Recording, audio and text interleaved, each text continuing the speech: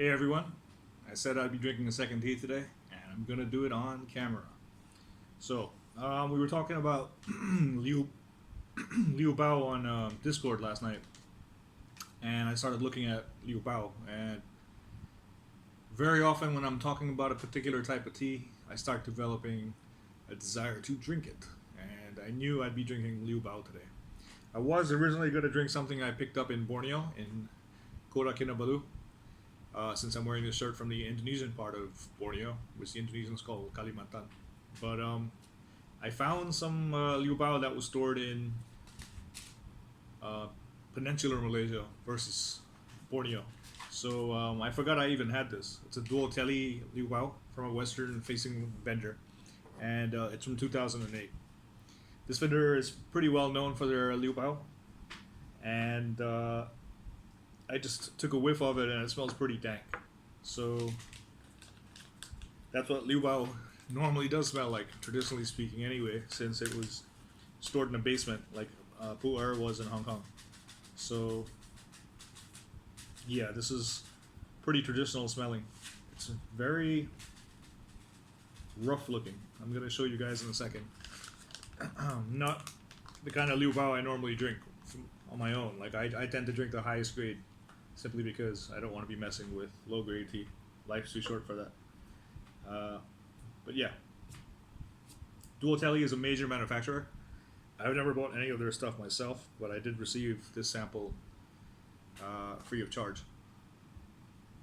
And that's what it looks like. It's pretty choppy and large leaves too, so not what I usually drink.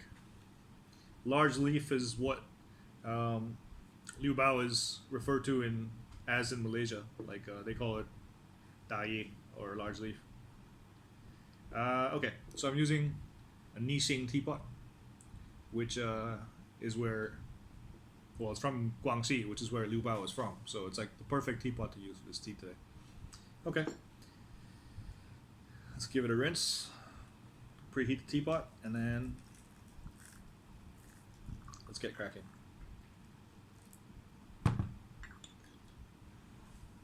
So it's a pretty large teapot, almost 200 ml, I think. And I'm using my old Gong Dao Bei, the one I usually use.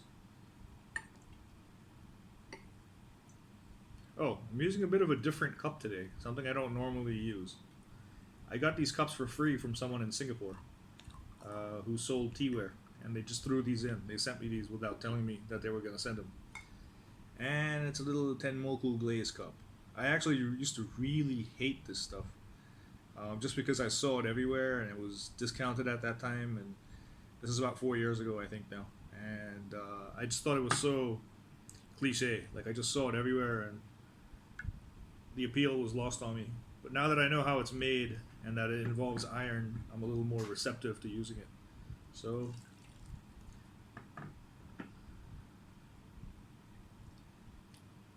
let's do that. Let's try it out today. So 2 rinses for a Liu Bao is about standard, um, as you would do with a lot of wetter stored pu'er. So a lot of Hong Kong poo culture seems to be influenced by Liu Bao.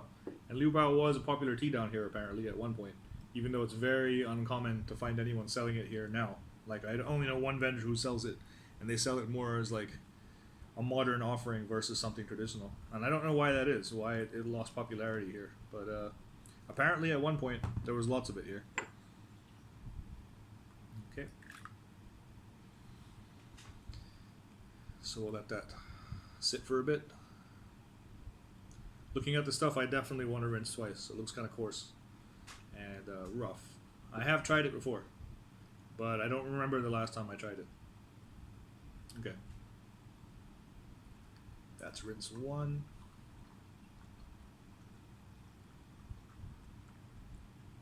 I'm very fond of Nixing teaware. There was a collector in Hong Kong called K.S. Low. He ran a company called Vitasoy, which is very famous for their soy milk and blended milk and soy milk products. A lot of us here grew up on it, and not just in Hong Kong, overseas as well. A lot of people grew up on Vitasoy products. So the guy was a voracious Yixing collector, and I was reading one of his books, and he thought Nixing was just as good as Yixing, which is very high praise, of course, since the guy had access to all the Yixing you could ever want. So let's see. Okay, gonna pour out that second rinse.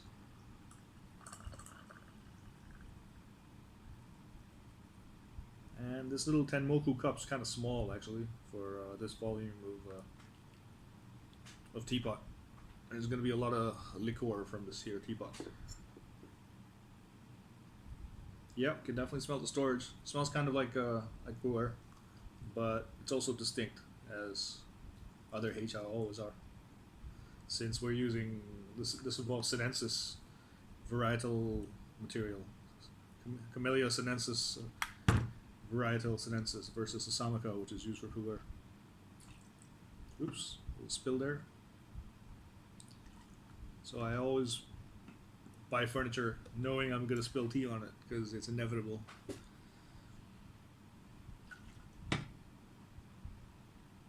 Okay, I'm going to give it a nice long steep because I didn't use that much leaf and it's a big pot. So we'll give it a good couple of minutes. I wish I had a brush for that. Anyway, yeah, Liubao has been through a lot of changes, and it's also had a strong effect on pu'er, like as far as the creation of ripe pu'er, and I always read that Liuan was the precursor to, like ripe Liuan was a precursor to ripe pu'er, but Liuan production kind of died during, the period from the 1950s up to the 1980s when China was closed up. Liubao is still under production, and there's a lot of similarities between Liubao storage and production and pu'er in Hong Kong. So I think Liubao actually had more of an effect, despite what people say. People give Liuan all the praise, but Liubao was a major thing here in Hong Kong, apparently, which you don't really hear much about. But the fact that Liubao is traditionally stored for 2 years, 2 to 3 years, like pu'er is in Hong Kong, says a lot. That and the fact that ripe Liubao was a thing. Like, it was done as a shortcut to the process of storage, just like we do with pu'er now with the show pu'er, even though show is something very different, and you can't really, they're not exactly the same. Even though you can have excellent ripe pu'er, it's never quite the same as probably traditionally stored and aged shang pu'er. So, yeah, there is that difference.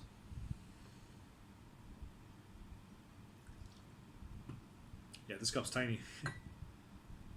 Smaller than I'm used to for drinking a tea like this. But it's nice and thick and should have good heat retention. I wish I had my brush, because I'm going to get staining around the rim.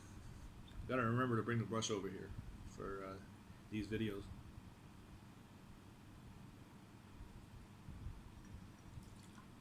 So I'm just bathing my Bodhidharma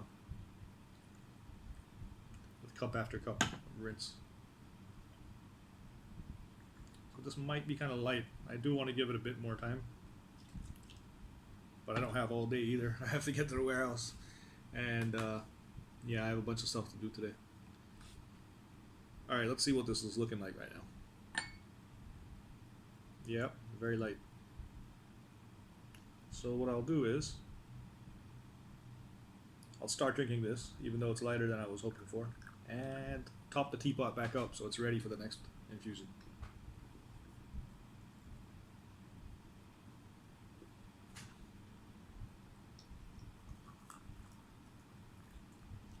Yeah, I should have used more leaf because the stuff's so coarse that in the pot it looks like more than it is. It's not that light, but I do like to drink my tea strong, so it's lighter than I would normally brew for myself. Let's see what we have here, though.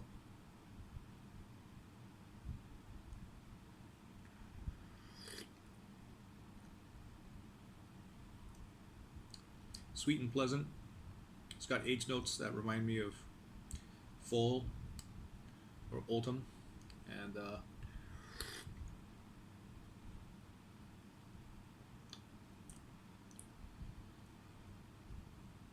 little bit of that rainy earth flavor. I forgot what that's called.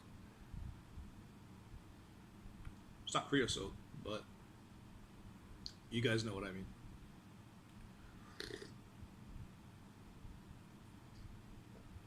Yeah, it tastes like wet storage shampoo to some degree.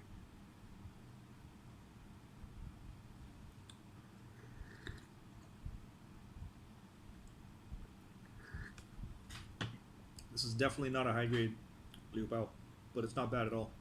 It's drinkable and smooth and sweet, which I didn't expect.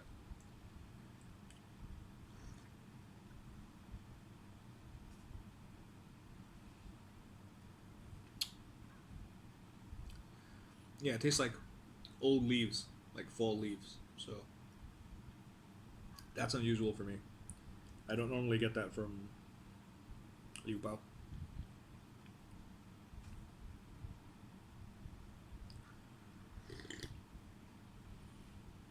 I don't know if you can hear that, but my teapot's squeaking. It's making noises because got little cracks in it, and I guess it's either water or air exchange making it squeak.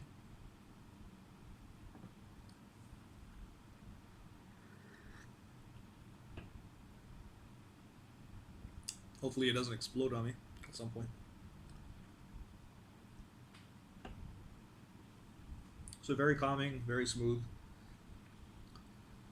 very slightest hint of astringency, which is interesting. I don't normally get that from Liu Bao. And plus, the iron in this cup is supposed to reduce astringency to some degree, like a Tetsubin would.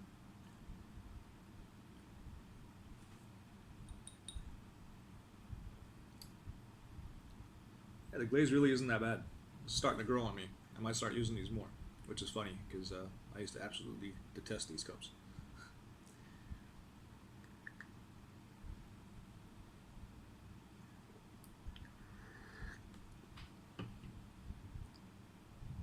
Not bad at all. It's definitely not too weak, but I do like to push my teas until they're nice and dark.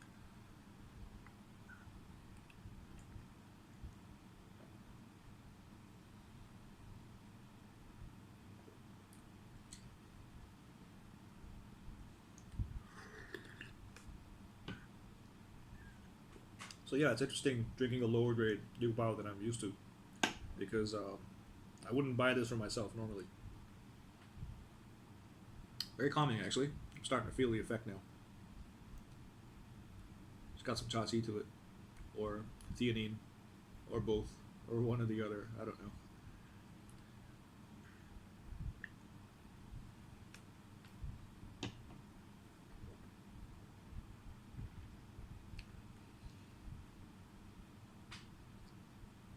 Not bad.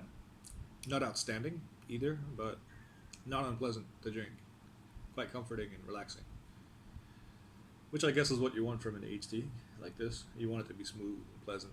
And like with old puer, flavor isn't a concern. It's about how smooth it is, how clean it is, and how it makes you feel. And this stuff fits the bill, even though it's newer and not a very high grade. So I have air conditioning going, and it's cooling down my teaware some, and that definitely has an effect on my brewing. But I'm trying to keep things hot here, so let's see what we have here now. Yeah, very light. So I could have left harder or gone longer, but I mean it's not that light, but I like my stuff to look dark, real dark, and this is pretty light.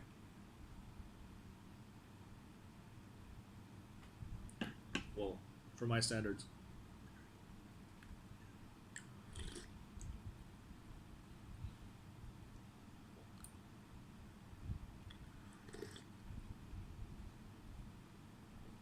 Petrichor. That's the term I was looking for. Yeah, it's kind of like petrichor, but also it has kind of natural storage notes from stuff that was stored in Guangdong or maybe down here in Hong Kong, but on the wetter end of the natural storage spectrum.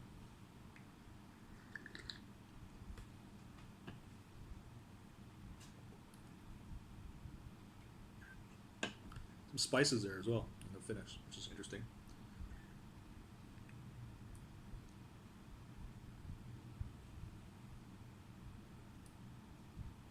Reminds me of certain aged spices, but it's more petrichor than spice. I'm just I guess there's a similarity between petrichor and very old spices, and no, nothing like Old Spice, the aftershave. Very different from that.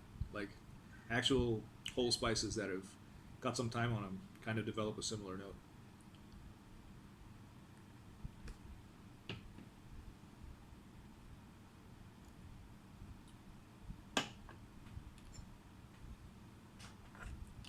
So yeah, these are large leaves, but looks like I needed a lot more. There's not enough oomph in these leaves compared to the finer stuff, which is small but deceptively punchy. This stuff is almost like Wang Pian. Like it's just not very potent as far as what the leaves are giving off. There is a fair amount of leaf in there. I could have used more to compensate for the lack of strength of these leaves, but it's not bad. It's my first time ever drinking Liubao this light, so that's interesting.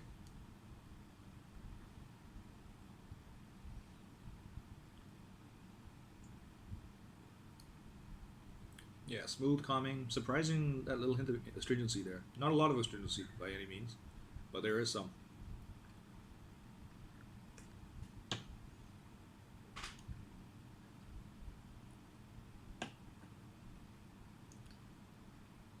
And I'm gonna end after this because these leaves don't have much more to give, and I'm almost out of water.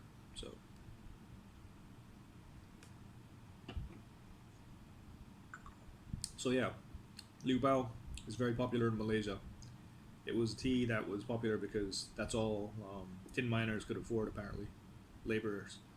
But a lot of it was put aside and forgotten about, and it aged beautifully. And there's been a whole revival and popularity of Liu Bao in Malaysia.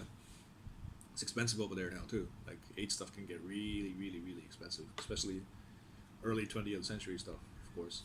So yeah, similarly, pu'er was a tea that was consumed by the poor here in Hong Kong because they couldn't afford Liu An, even though Liu An production had pretty much stopped under communism. Like there were replica baskets made like under the San Yishan label, but they weren't the real deal.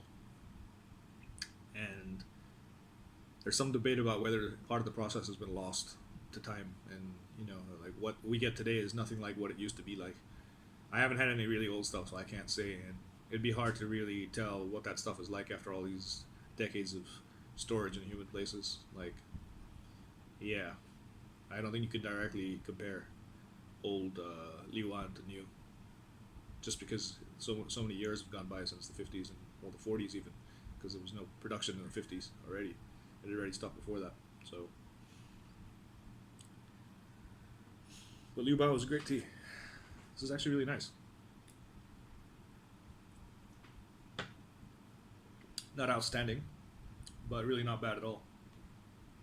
And this stuff probably wasn't too expensive, so maybe I should look into lower grade Liu Bao as well for people who don't want to spend for the best of the best.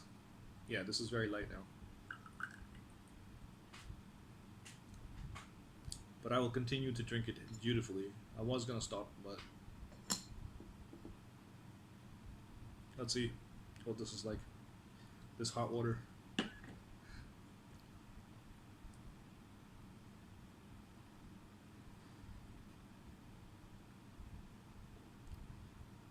Pretty much like hot water. No, it's got some flavor to it and feel and sweetness.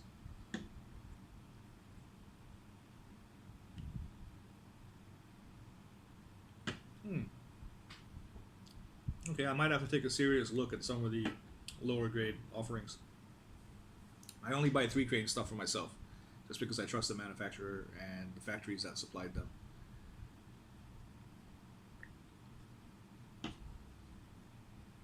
But this factory does get a lot of respect as well. Maybe not as much as 3 cranes, but it's a known entity. Actually, I'm not sure if it's a sub brand under 3 cranes or under Zhongcha China Tea.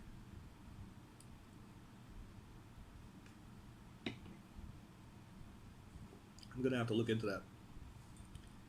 That doesn't mean I'm gonna buy any from Duoteli, but I will definitely look into the company or the brand some more.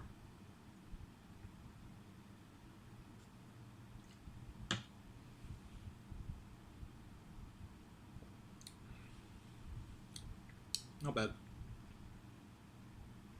Very calming, very soothing in the tummy. I can feel that my tummy's full of nice warm water now, warm tea soup, and it feels good. So yeah, not a bad tea to have around. Probably not expensive at all, and a nice alternative to show when you want to drink something inexpensive and comforting. Well, that's it for now. Hope you enjoyed that, and I will drink some better Liubao soon. I just bought 3 gin or 1.5 kg of Liubao, so about 3.3 pounds worth of the stuff. Uh, yeah, I'll be drinking those soon. Those are the high grade. That is high grade stuff from Three Cranes, and I'm looking forward to it. And some of you might well be too, since I'll be offering those for sale as well when they come in. Alrighty, have a great day.